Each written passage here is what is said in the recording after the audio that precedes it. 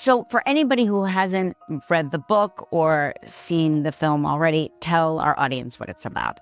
Well, it's based on a beautiful, really important book, and it's about a young woman named Lily who confronts the generational cycles in her life and breaks them and ends the circle. And I hope people find it inspiring. If you're not familiar with her, she is Colleen Hoover, the author whose novel Justin Baldoni found, optioned, and turned into the movie co-starring Ryan Reynolds' wife and Taylor Swift's bestie, Gossip Girl alum and B-list actress Blake Lively. So all along, we thought maybe Blake wanted the rights. I mean, she might end up being the director, right? But in all utter reality, maybe Colleen Hoover did not want to give up her rights to the second film. I'm honored, and I'm also more honored that because, you know, what we're talking about is so important and so meaningful, that we're able to have this much anticipation, and so many people want to go see it and are talking about it. Like, that's what I'm grateful. It was the letter he wrote to me. I really felt like he understood the book and the characters and wanted to do the subject matter justice. And she was involved in every aspect of this production. I came here today to say,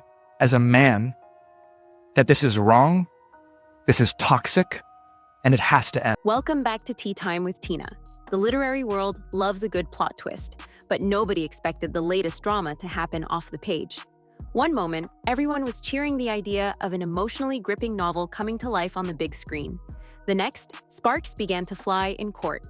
In a stunning turn of events, Justin Baldoni, beloved actor, producer, and the first person you'd expect to send motivational quotes rather than lawsuit papers, has slapped author Colleen Hoover with a lawsuit that could ruin her life. Absolutely, I was nervous.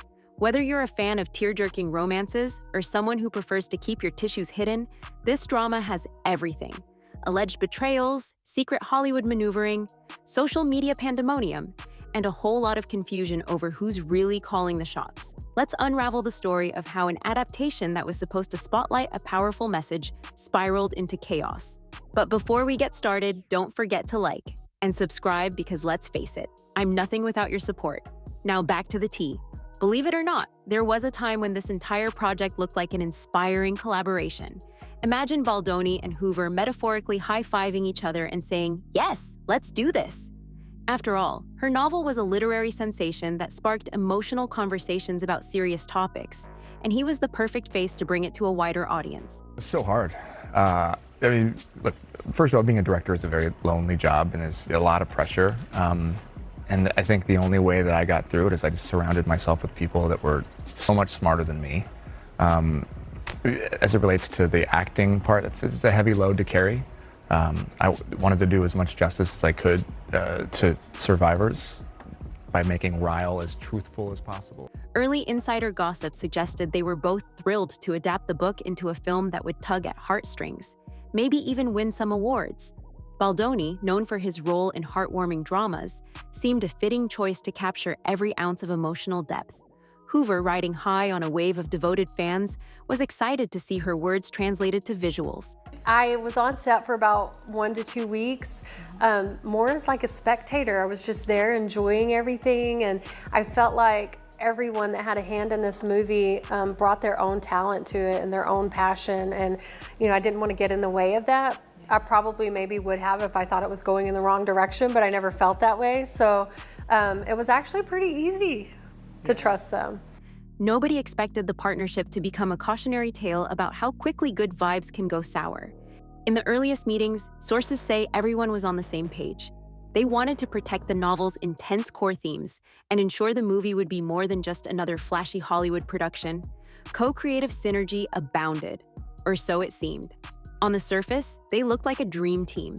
But behind the scenes, cracks started forming faster than a Hollywood star's patience during award season. While they never hinted at any brewing conflict in public, tensions reportedly simmered in private, especially once talk of big-name actors and possible script tweaks arose. It's a lot like planning a family reunion. Everyone seems pleasant on day one, but by day 3, you're dodging Aunt Karen's side-eye because you accidentally ate the last slice of cheesecake. The partnership's real downfall began when rumors swirled that Hoover, feeling the pressure to make the film an international blockbuster, secretly teamed up with Blake Lively. Everything. Her talent is just immeasurable. I thought she did such a good job. I think my favorite thing is her humor. I feel like I didn't expect to laugh that much watching this film because it is so emotional, but she brought such levity to that character that I was kind of shocked to see and really enjoyed. And the story is told with such empathy that I feel like this movie can be healing, it can be a cautionary tale, and it can also it can be inspiring. So I think that the movie itself and Colleen's work itself. Now, let's be real. From a purely business standpoint, collaborating with her could catapult any project to must-see status. But according to insiders, the plot thickened when Hoover's alleged collaboration effectively squeezed Baldoni out of the decision-making process. And we're not talking about minor disagreements like whether the costumes should be pastel or jewel-toned. We're talking major creative control, script rewrites, casting choices, and the general narrative direction. For those who are not in the Hollywood world, what is wrong with her taking over the film? I've never seen it before in my 30-plus year career in Hollywood. And an executive producer is below a producer in the film world. An executive producer signed up to be an executive producer, and that's it. As the time progressed in this film, she decided that she wanted to be a producer. She started to make edits. She wanted to be part of the editing team. There were people hired, like human beings actually hired to do the editing job, who had done work as editors. She wanted to be part of that team. The next thing you know, she took over the editing. She started making threats that she wouldn't promote the movie, that she wanted to be in control of marketing of the movie, that she would do nothing in terms of promotion unless she was the actual editor. Naturally, the internet had a field day imagining secret boardroom drama, with Hoover whispering, "We must have lively," while Baldoni politely sips his coffee in the corner, wondering who replaced him as the star of his own show. Whether that was the reality or not is still unclear, but the mere possibility triggered a frenzy. Was Hoover being crafty, or was she simply following her instincts to make the film a smash hit? Was Lively pushing her star power around, or was she just brought in as the new face to ensure big box office returns? Baldoni, hurt and frustrated, reportedly felt like he'd been pushed out of his own story. The next step was heartbreak, and eventually, the lawyers. After the supposed behind-the-scenes deal came to light, people began buzzing about classic Hollywood backstabbing. Big studios and A-listers are often accused of power grabs, but this situation felt especially raw. Baldoni wasn't just a casual participant. He was deeply invested from day one, and the project was practically part of his personal brand. Fans admired him for championing heartfelt storytelling and authenticity.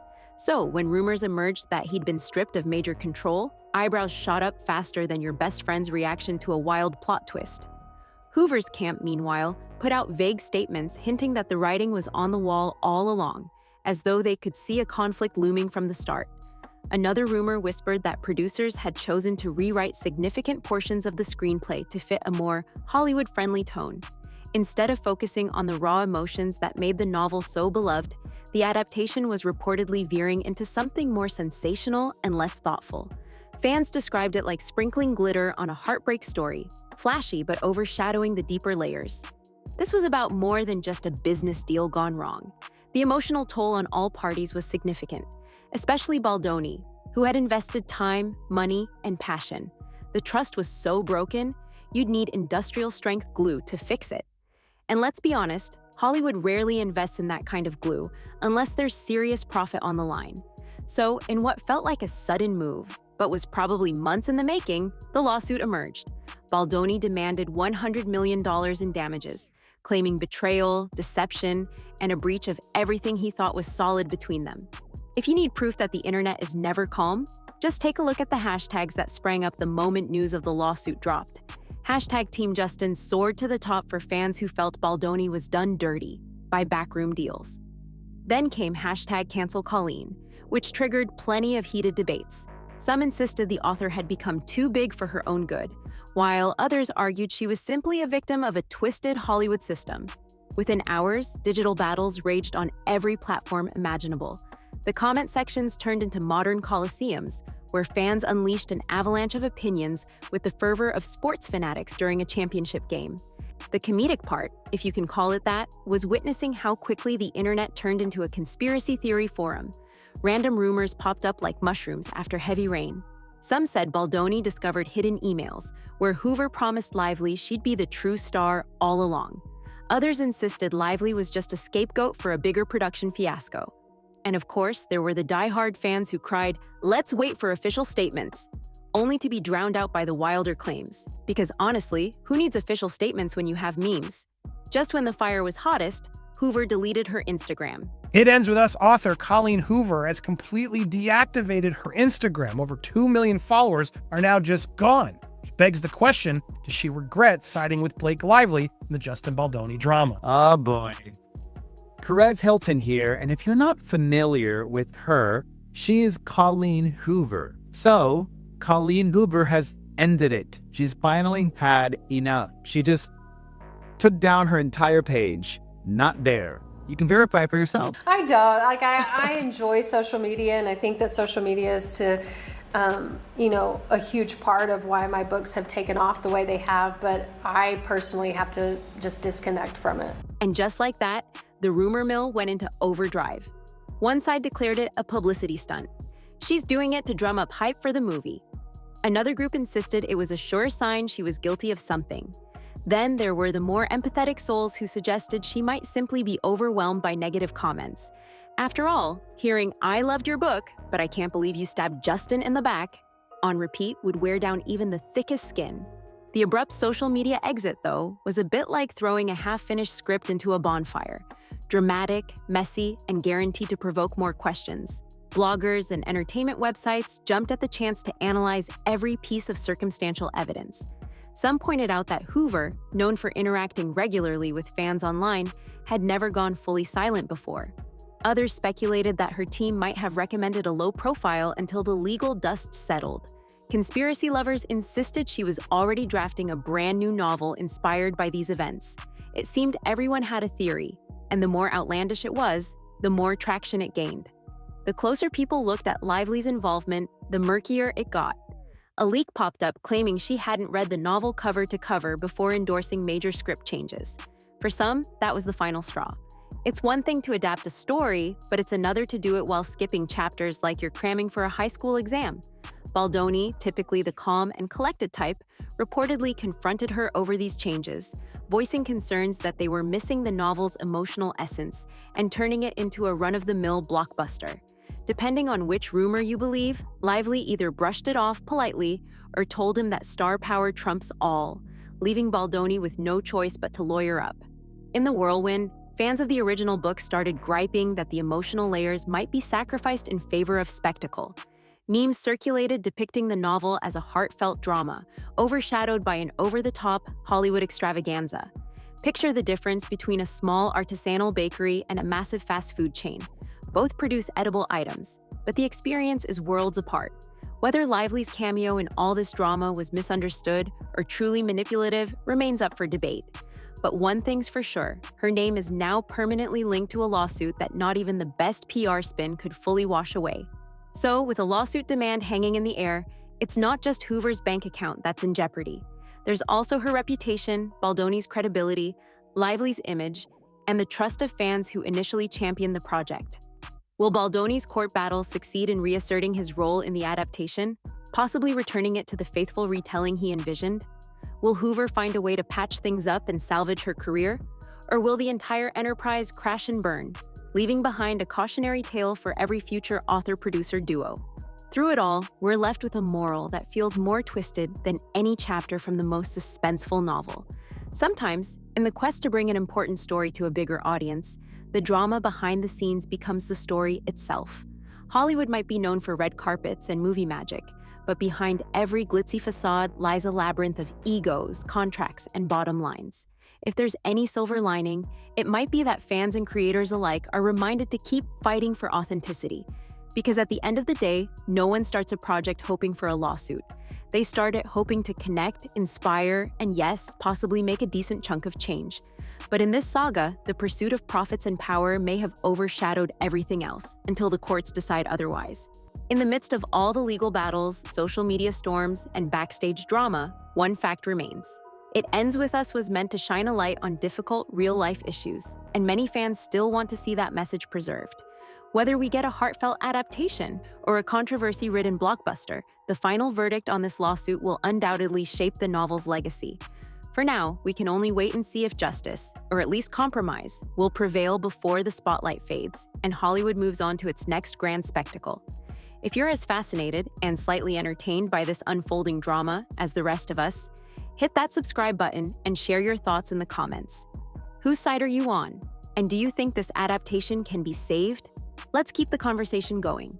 You never know which twist is coming next.